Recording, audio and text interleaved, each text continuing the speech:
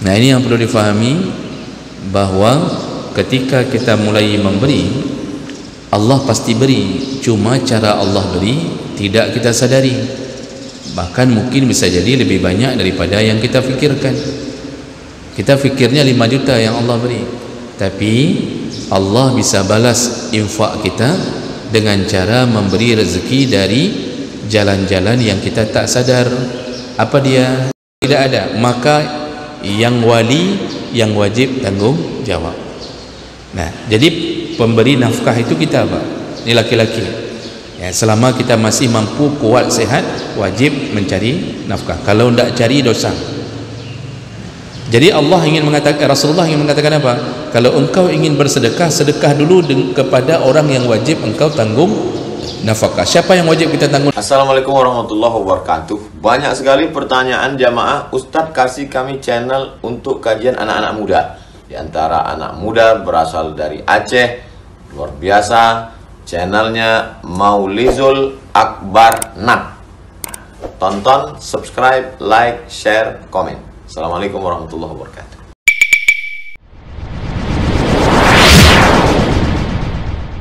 Sadri wa yassir li amri wa hlul 'uqdatam min lisani yafqahu qawli.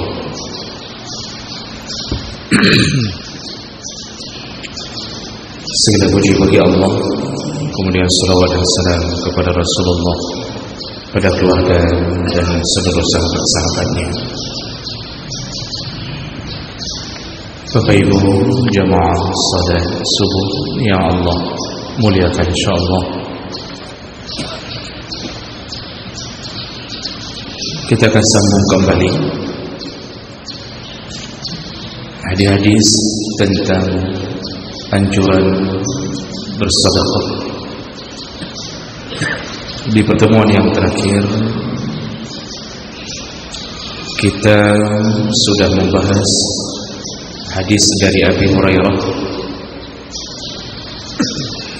yaitu Rasulullah sallallahu alaihi wasallam mengatakan, barang siapa yang mengumpulkan harta yang haram atau rezeki yang haram, lalu kemudian dia bersedekah dengan harta haram tersebut, maka tidak akan mendapatkan pahala apapun, bahkan dia akan mendapatkan dosa dari sedekahnya. Jadi orang yang bersedekah dari harta yang haram atau dari penghasilan yang haram, dia tidak mendapatkan pahala, bahkan dia mendapatkan dosa sejumlah sedekahnya. Kenapa bisa begitu? Kita sudah jelaskan bahwa bersedekah dengan harta haram sama dengan mengolok-olok Allah Subhanahu wa taala,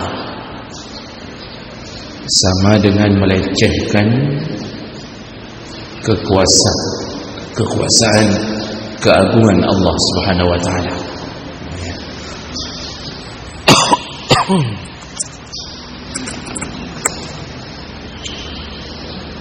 Jadi orang mengira dengan bersedekah dengan harta haram, kalau Allah menerima, berarti Allah menerima sogok untuk membenarkan yang haram itu. Dan ini pemahaman yang membuat Allah marah, karena Allah baik dan Allah tidak akan terima kecuali dari yang baik-baik saja. Innallaha thayyibun wa la yaqbalu illa thayyiba. Allah itu baik dan Allah tidak terima apapun amal kecuali berasal dari yang baik-baik saja. Makanya jangan fikir orang-orang yang mendapatkan penghasilan haram lalu dia menyelimutinya dengan sedekah, jangan fikir orang itu mendapatkan pahala lalu kemudian menjadi penghapus dosanya. Tidak sama sekali, tapi bahkan dia tercatat sebagai pelaku dosa, karena telah menghina Allah Subhanahu wa taala. Dan kita pun tak boleh menerima kalau kita tahu itu rezekinya haram. Saya sudah pernah mengatakan bahawa kalau kita mendapat sumbangan di masjid yang berasal dari yang haram, itu panitia masjid tidak boleh terima, harus tolak. Kalau dia sudah tahu itu berasal dari harta haram.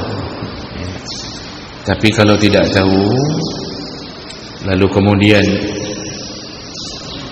sudah diterima dan ternyata baru ketahuan, maka itu tidak mengapa, tidak perlu menghancurkan kembali apa yang sudah diterima. Karena ini sudah pernah kejadian. Salah satu musalla menasah menerima kubah, pembuatan kubah, satu kubah dari seseorang, dan orang itu bekerja di Malaysia, dan ternyata baru ketahuan ternyata orang itu toke sabu. Setelah viral ditangkap, baru tahu bahwa dia selama ini bekerja sebagai toke sabu. Apakah perlu menghancurkan kubah tersebut? Jawabannya tidak perlu, karena ketika kita menerimanya, kita tidak tahu bahwa itu dari penghasilan yang haram. Makanya banyak orang-orang yang tak faham ini mengira boleh berbuat haram lalu sedekah atau melakukan amal saleh, tidak diterima. Banyak artis-artis, penyanyi, penari, bidu wanita, setelah joget-joget menjual aurat tubuhnya, dapat uang lalu umrah. Jangan fikir umrahnya bisa diterima, tidak, sama sekali tidak. Baik, kita lanjutkan. Itu saya ulang, setiap pengajian saya selalu mengambil 5 menit untuk mengulang agar pelajaran yang lalu tidak sia-sia, untuk kita mengingatnya kembali. Kita lanjut, masih dalam bab sedekah. Ini karena banyaknya hadis-hadis yang pernah diucapkan Nabi tentang sedekah, sehingga banyak sekali dalam bab ini yang dikutip dengan hadis. Ini menunjukkan sedekah itu amalan yang sangat diagungkan di dunia dan akan sangat bermanfaat di akhirat nanti. Dari Abi Hurairah radhiyallahu anhu, dari Nabi sallallahu alaihi wasallam, qala khairus sadaqati ma abqad ghina. Jadi Rasulullah mengatakan sebaik-baiknya sedekah yaitu sedekah yang dikeluarkan setelah tersisa dari kebutuhan utama. Abqad ghina itu tersisa dari mencukupkan yang utama. Jadi Rasulullah mengatakan sebaik-baiknya sedekah apa yang tersisa dari memenuhi kebutuhan utama. Nah, apa maksudnya? Kalau kita ingin bersedekah, sedekahkan dulu yang diwajibkan oleh Allah Subhanahu wa ta'ala. Apa dia? Yaitu sedekah untuk keluarga. Tersisa dari nafkah keluarga, maka baru kita bersedekah kepada orang lain. Itu maksud ma abqad ghina. Nanti dijelaskan lebih detail. Lalu kemudian Rasulullah menyambung, wal yadul ulya khairun minal yadis sufla. Tangan yang di atas lebih utama daripada tangan yang di bawah. Ini sudah pernah kita jelaskan di hadis-hadis sebelumnya. Orang yang memberi, karena maksud tangan di atas yang memberi, karena kalau memberi tangan kita di atas, dan tangan di bawah orang yang menerima. Siapa yang lebih utama, lebih disukai Allah, lebih dicintai, yaitu orang-orang yang tangannya di atas, yaitu yang memberi. Itu lebih baik daripada menadahkan tangan, memohon-mohon atau mencari sedekah dari orang. Kita kalau punya kelebihan dana setelah mencukupi kebutuhan utama, di situ disunnahkan memperbanyak bersedekah. Dia punya bahasa katanya, na apa yang lebih, ada uang lebih untuk kebutuhan keluarga satu bulan, setelah membayarkan kewajiban-kewajiban nafkah, mulai dari makan, itu belanja, kemudian urusan agar rumah itu bisa ditinggali, urusan papan, mulai dari bayar listrik, bayar air, semua urusan, kemudian nafkah untuk anak-anak agar mereka bersekolah, bayar SPP-nya. Sudah selesai semuanya, habis satu bulan 5 juta. Nah, kelebihan dana 5 juta itu sunnah setiap bulannya, rutinitas atau setiap minggu, peliharalah kebaikan, yaitu memberi. Kalau Nabi mengatakan tangan di atas lebih baik, sesuatu yang lebih baik, maka di mata Allah itu tetap akan dihargai di dunia, di akhirat. Ingat kembali hadis Nabi, Rasulullah mengatakan dalam hadis qudsi, Allah mengatakan, anfiq unfiq alaik.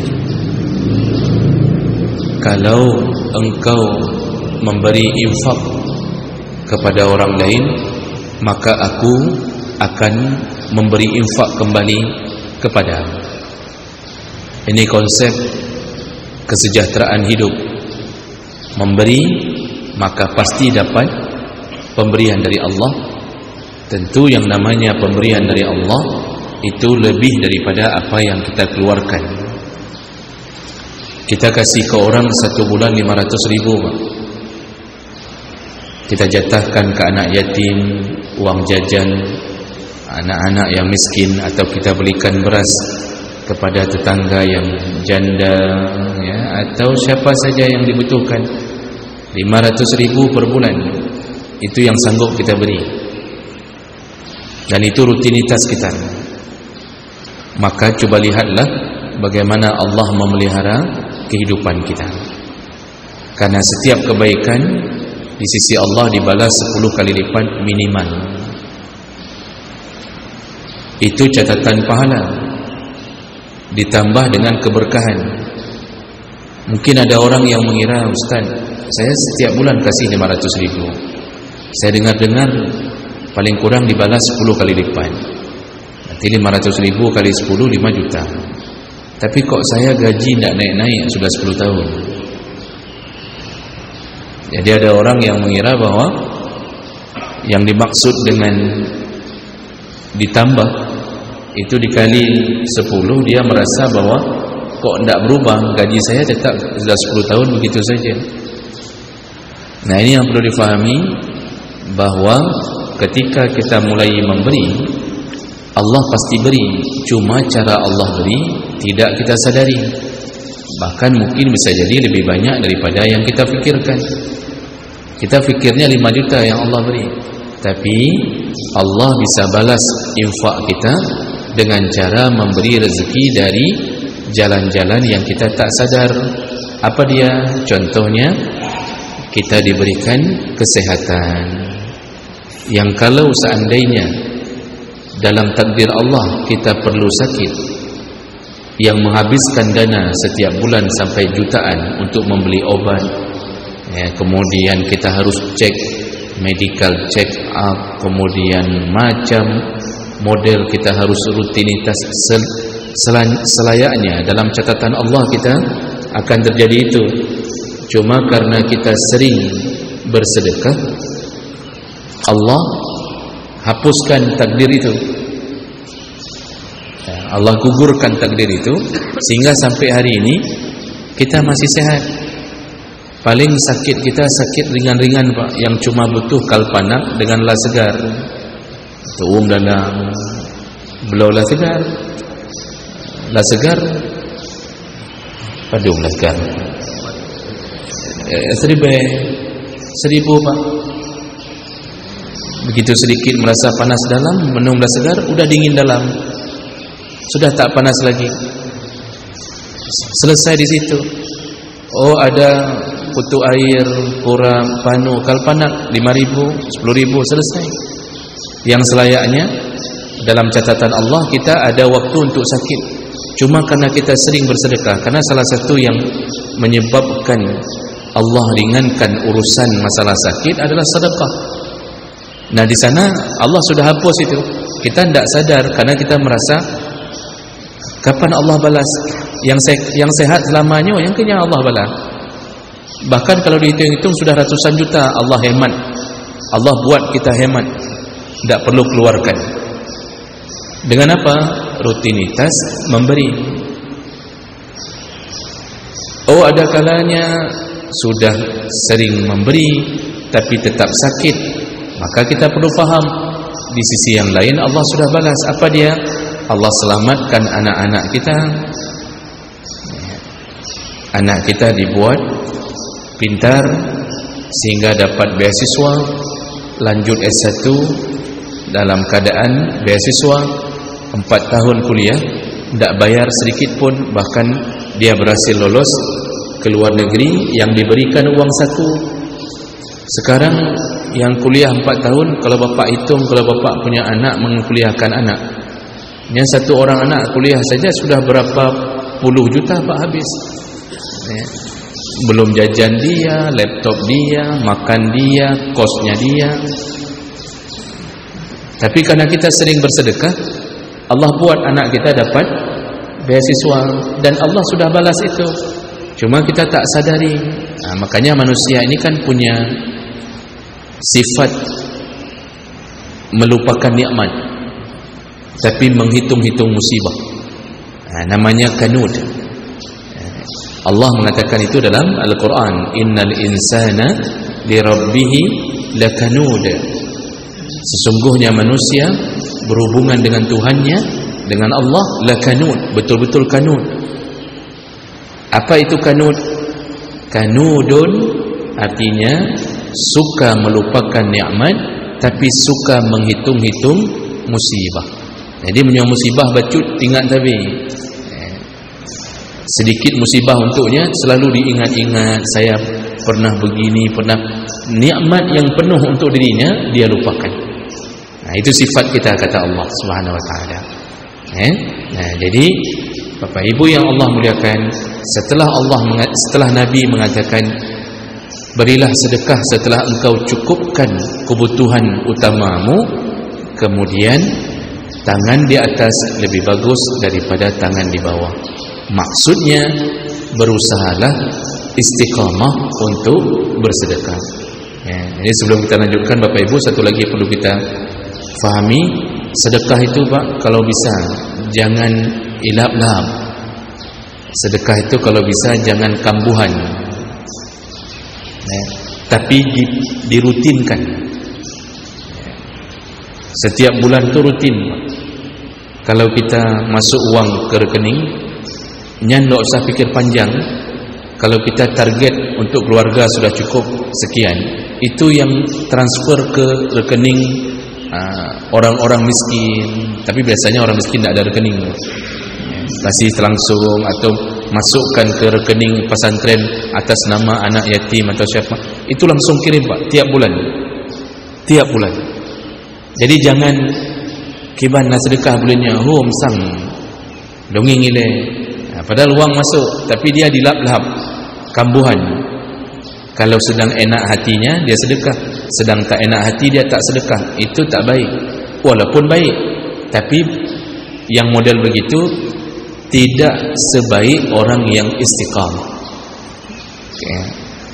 Karena Rasulullah mengatakan sebaik-baiknya amal adwamuha wa in qalla, sebagus-bagusnya amal dia melakukannya secara dawam itu rutin, kontinu, wa in qalla, walaupun sedikit, tergantung dengan berapa yang kita punya.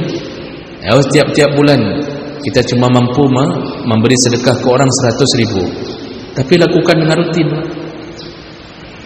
Lebih bagus tiap hari. Paling bagus tu tiap hari. Tiap hari itu kita bagi. Kalau kita punya rezeki lebih 100.000, ya kita bagi setiap hari bermerempok. Tapi itu tergantung sekali kondisi. Kenapa setiap hari lebih baik? Karena usahakan di setiap hari itu ada amal yang tercatat sedekah. Di Mesir, Pak, itu ada orang yang memelihara rutinitas sedekah sampai akhirnya karena hidupnya rutin dia bersedekah walaupun sedikit, tiap hari dia beri sedekah. Datang ke masjid, dia lihat saudaranya yang miskin, tetap dia masukkan ke dalam kantong saudaranya. Kalau mungkin ukuran kita 10.000, 20.000 tetap. Akhirnya tertangkap satu kali di kamera masjid. Kayaknya masih ada di YouTube. Setelah dia bersedekah, jadi pas dia masuk masjid dia sedekah dulu. Dia lihat ada saudaranya yang dia kenal, tentu orang-orang masjid saling kenal kan. Dia masukkan ke kantong saudaranya yang sedang duduk untuk menunggu iqamah. Dia masuk, dia mau salat qabliyah, tapi dia sedekah dulu. Dia datangi, dia masukkan ke kantongnya. Dan ternyata hari itu hari terakhir dia berada di atas dunia. Di tengah salat jatuh, meninggal dunia. Langsung kamera diputar ulang dan ternyata amalannya sebelum salat adalah sedekah. Kayaknya masih ada YouTube, coba nanti Bapak lihat. Meninggal setelah bersedekah di masjid meninggalnya, Pak. Masya Allah, itu salah satu kelebihan. Ingat kembali, Pak, 2 atau 3 pertemuan kita yang lalu, salah satu daripada manfaat sedekah adalah menghindari kematian yang buruk. Kalau sering sedekah, Allah jemput kita dalam keadaan husnul khatimah. Ini yang perlu dipelihara, karena ini amalan yang dibangga-banggakan oleh Allah, dibangga-banggakan oleh Nabi sallallahu alaihi wasallam. Makanya Nabi menyebutkan tangan yang di atas selalu lebih baik daripada tangan yang di bawah. Baik, sedikit lagi kita habiskan hadis ini. Kemudian Rasulullah menyambung dengan mengatakan, wabda biman ta'un. Kalau engkau ingin bersedekah, lebih dahulu mulailah dengan biman ta'ul, orang-orang yang engkau tanggung nafkahnya. Jadi kalau mau sedekah, sebaik-baiknya sedekah adalah bersedekah kepada orang yang kita tanggung nafkah. Siapa yang kita wajib tanggung nafkah? Pencari nafkah siapa? Suami atau istri? Suami. Istri tidak disuruh mencari nafkah. Kapanpun, sampai kapanpun, tidak ada satu catatan istri disuruh mencari nafkah. Selama masih hidup, suami wajib cari nafkah. Suami sakit, stroke, bukan istri yang harus menghidupi anak-anak dari suaminya, tetapi yang wajib tanggung jawab adalah kalau anak-anaknya sudah besar, maka anak-anaknya tanggungjawab untuk memelihara ayah dan ibunya, bukan isteri. Kalau seandainya suami anak-anak masih kecil-kecil, maka wali dari suami, abangnya, kalau ada bapaknya, bapak dulu, si kakek. Makanya Rasulullah ketika Ali bin Abi Thalib hidup sangat miskin, itu kan menantunya, suami Fatimah. Siapa yang mengakikahkan Hasan Hussein? Bukan Ali, Pak. Rasulullah, kakeknya. Apakah ada kewajiban atau sunnahkah kakek mengakikahkan cucu? Tidak ada. Tetap akikah itu ayah. Kenapa Rasulullah yang mengambil Ali? Karena Ali sangat miskin. Rasulullah mengakikahkan Hasan Hussein. Kenapa Rasulullah melakukannya? Karena itu adalah bahagian daripada tanggung jawabnya. Bukankah Rasulullah ayahnya Fatimah, bukan ayahnya Ali? Masalahnya Ali punya ayah tidak Muslim. Ali itu kan anaknya Abu Thalib. Rasulullah ambil Ali. Nah, makanya ketika suami sudah stroke atau meninggal dunia, itu yang menjadi pencari nafkah bukan istri. Wali, Pak. Wali mana? Bukan wali murid. Juga bukan wali nanggro. Wali nanggro kamangan udip dalam istana rayanya, Pak. Siapa? Wali dari si suami. Ayahnya. Tak ada ayahnya, adik dan abang dari suami itu. Dan inilah yang hari ini diabaikan. Diabaikan. Istri dipaksa mencari nafkah. Meninggal suami, kakek tak mau tanggung, abang tak mau tanggung, adik dari si suami yang almarhum tak mau tanggung. Padahal kok kaya-kaya urun. Akibatnya apa?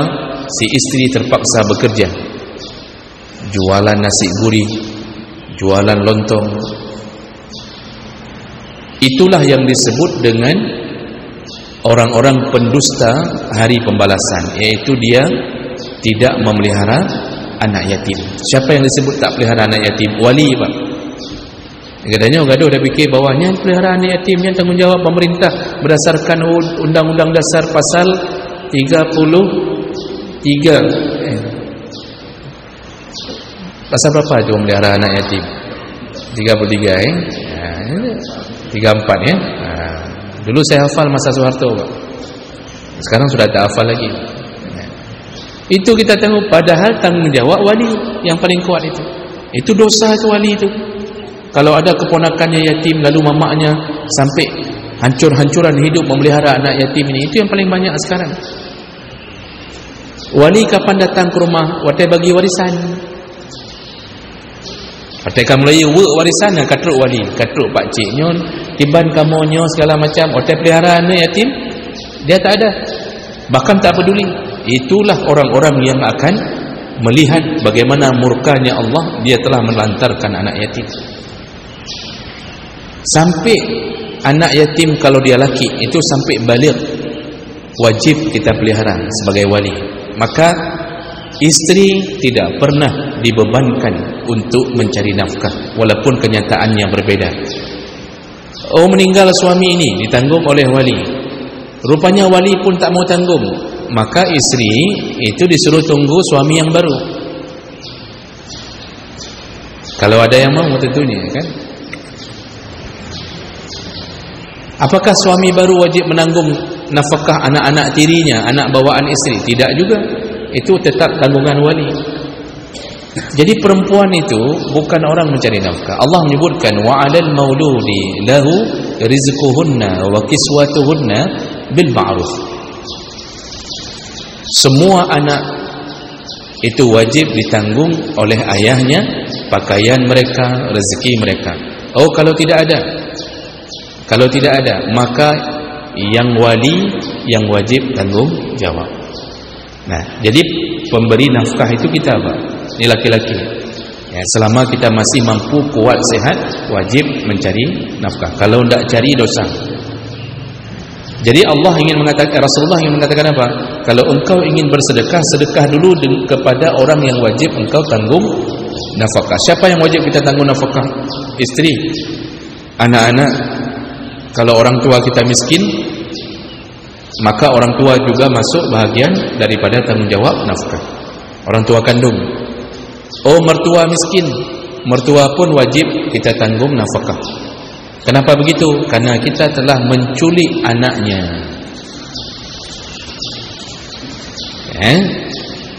Karena kita telah merebut anaknya. Istri adalah anak orang. Istri anak orang bukan? Anak orang. Masa istri anak kita? Istri itu anak orang, bang. Ayahnya berharap sama anak perempuannya ini, karena mereka mungkin cuma punya anak perempuan semata wayang. Dia berharap, mudah-mudahan kamu nanti kalau kami tua, kamu bisa membantu kami. Mudah-mudahan, kata ayahnya, mungkin begitu. Tapi tiba-tiba di umur istrinya 25 tahun diculik orang dengan modal tipluh manyam. Diculik, habis diculik dibawa lari. Tak mau tinggal di rumah mertua, disuruh tinggal di rumah sewa. Ayah dan ibunya sudah tua, tak ada anak lain yang menanggung nafkah mereka. Nah, di saat itu, kondisi seperti itu, maka kita sebagai menantu, kalau orang mertua miskin, yang ada menjawab dia, oh nak mau, kembalikan anaknya, biar anaknya yang bantu orang tuanya. Jangan culik anaknya. Berbeda kalau mereka punya anak laki-laki lain. Nah, jadi jemaah melakukan Allah Subhanahu Wa Taala, itu semua komponen orang yang wajib kita tanggung nafkah. Dan jadi Rasulullah mengakhirkan hadis ini dengan mengatakan, taqulu imra'atan. Jadi wajib tanggung jawab untuk keluarga dulu. Selebih dari keluarga baru kasih untuk orang. Jadi jangan sampai begini, Pak. Tadi kan di awal hadis disuruh beri apa yang sisa. Sisa dari apa? Dari kewajiban nafkah. Jangan sampai begitu kita sudah dapat gaji, kita dahulukan orang lain. Itu salah. Karena ada itu pekatun-pekatun seperti itu, ada apa? Penyakit-penyakit seperti itu. Begitu dapat gaji, dia mulai mendahulukan untuk orang. Itu semua teman sekantor, itu ditraktir bakso semuanya. Habis mesti juta, urut pun gaji. Belanja isteri tak kasih, anak-anak tak ada, tapi dahulukan orang. Itu tak boleh begitu. Tetap keluarga dulu yang nomor satu. Lebih dari sisa keluarga baru sedekahkan ke orang. Jadi begitu gaji keluar, itu langsung hitung kebutuhan keluarga. Kita kan tahu bersama, Pak, kita itu gaji 10 juta, istri tidak ada gaji. Tapi begitu keluar gaji kita, untuk istri itu kadang-kadang mencapai 9.500.000 atau 9.950.000. Yang sisa gaji itulah uang kita. Berapa sisa, Pak? 50.000. Yang apa yang tanya? Yang lain semua untuk kebutuhan istri. Juga ada yang model begitu, Pak. Ada yang ATM-nya dipegang sama istri, Pak. Ada yang ATM dipegang sama istri. Ada yang model begitu, saya dapatkan itu. Pernah ada orang curhat ke saya, Ustaz, ATM saya sama istri, katanya. Kepala lembaga, ini bapak bagaimana hidup ATM sama istri? Nah, saya ada ATM kedua lebih banyak lagi, Ustaz, istri. Parah lagi ni orang. Jadi bapak ibu yang Allah muliakan, nah jadi Nabi kemudian menyebutkan, taqulu imra'atan, istrimu akan berkata, anfiq alayya au talliqni. Kalau tidak dikasih rezeki, dikasih nafkah oleh suami, maka istri berkata, infakkan untukku atau ceraikan saja aku. Nah, jadi ini sudah masuk ke bahasa, kalau suami tidak melakukan kewajiban memberi nafkah kepada istri, maka istri berhak memfasakh atau meminta cerai dari suaminya. Nah, jadi Rasulullah mengatakan, istri itu mengatakan bahwa, oh nafkah kamu, mana nafkah kami? Kalau tidak engkau beri, ceraikan. Itu sudah masuk kategori, maksudnya wajib memberikan nafkah kepada istri. Makanya bahaya, Pak, kalau tidak kasih nafkah ke istri.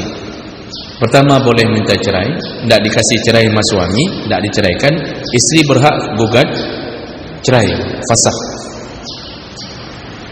Membakar suami Itu tidak disebutkan. Tetapi kejadian kena menggumpal rasa sakit hati istri. Ini yang kejadian baru-baru ini, Pak. Seorang polwan membakar istrinya, yaitu juga polisi. Alasannya apa? Kan viral. Alasannya suami menghabiskan uang gaji untuk bermain game judi online. Anak-anak masih kecil, ada yang kembar 2 orang, bahkan umur 5 bulan. Tidak ada uang yang dia sisakan untuk menafkahi anak dan istri. Muitakat ini saya sama-sama polisi. Diikat, disiram bensin, dibakar, mati. Istri berdosa, tidak boleh bakar suami. Suami pun tidak boleh bakar istri. Yang boleh dibakar itu sate, ayam, dia boleh dibakar. Ini suami dibakar, dosa juga, menunjukkan kurangnya iman. Tetapi suami pun menghadap Allah, itu juga dalam keadaan dosa. Mati, belum taubat dari main game judi online itu, tiba-tiba pulang langsung dibakar. Allah alam, begitulah kehidupan. Artinya bahaya kalau tidak kasih nafkah istri. Maka kalau kita kadang-kadang ini tidak memberi nafkah, wajar kalau istri curhatnya ke suami tetangga. Pulang dari kantor, ho kainang, rupanya kau rumah samping. Itu wajar. Istri karena terlalu sering melarikan diri dari rumah, akhirnya kenalan sama supir L300 itu. Itu kenapa terjadi? Karena tak cukup atau tak diberi nafkah. Kemudian wa yaqulu mamlukuk, budakmu akan berkata, anfiq alayya aw bi'ni. Kalau engkau tak mampu memberi infak kepada aku, jual saja aku, kata budaknya. Jadi ini juga menunjukkan bahawa dosa kalau tak memberi nafkah kepada budak. Cuma hari ini budak tidak ada. Dulu majikan wajib tanggung jawab nafkah untuk budak. Lalu wa yaqulu waladuk. Nah, terakhir Rasulullah mengatakan, anakmu pun berhak berkata, ilayya man takilluna. Kalau engkau tak memberi nafkah kepada kami wahai ayah, maka berikanlah kami kepada orang lain. Jangan engkau pelihara, berikan kami ke orang lain. Nah, ini hadis ini mengatakan tentang sedekah diutamakan dulu untuk keluarga. Nah, dan Bapak Ibu, ini yang perlu dipahami, jangan salah-salah faham seakan-akan keluarga nomor 2, keluarga nomor 1. Setelah itu baru kasih sedekah untuk orang lain, termasuk kasih sedekah untuk masjid. Ini ada keluarga, baik dah babeh pengen gaji masjid, adanya kahana pengen keluarga, meja ada promo, datanglah isteri ke Tengku Imam masjid, memohon cerai. Kata Tengku Imam, ya suamimu uangnya ya udah untuk masjid semua. Lalu isteri datang ke masjid melapor untuk diceraikan. Nah, ini sudah salah target. Baik. Demikian yang dikabarkan oleh Nabi sallallahu alaihi wasallam sebagai pelajaran untuk kita.